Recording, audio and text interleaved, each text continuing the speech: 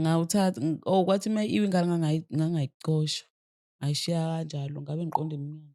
Yena uyitshela ukuthi ngiyabaleka. Uthi, "Hey wena kuthi yabo ushiya inhlamba." Yabo, ngithi no angibaleki, ngabe ngikhiya. Ekhaya kibo kwakhe kunesibaya sey'nkomo yabo, Okay. kwakuney'nkomo nje yabo. Mm. Nguthathe ukhiye ngiwulahle kanje ngewindi. Mm. Ngivule iwindi nje ngiwulahle ukhiye.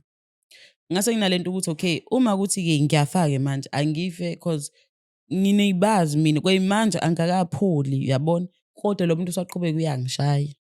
Uma ewudonsa ummese wakhe shuthi usewuvulile, Okay. yabo. Anginakile mina usewuvulile. Ashaye elokuqala inxeba, uthe meshaya elokuqala inxeba, uma ngithi yabo, uma ngithi ngiyabona, hayibo ngangifake ipijama nje elifishane nje lemancanyana, sengibomvu. Ngitshela ubhuti wami ngamugwaza, yezwa yini? Ngalo mese Ngamugwaza, wakhe. yes, ngomuso ngamgwaza bhuti, he bakithi, ngamgwaza. Angazi ukuthi amanxeba ayimangaki, Mm. yabo. And futhi angifisi nokwazi 'cause ngangishaya endaweni eyodwa.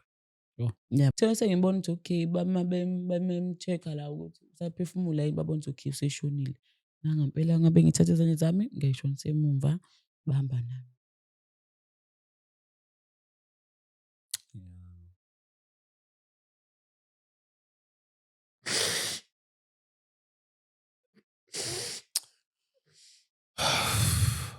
uNkulunkulu makakusize. uNkulunkulu makakhanyise indlela yakho. Eh, zonke izinto odlule kuzona makakupholise.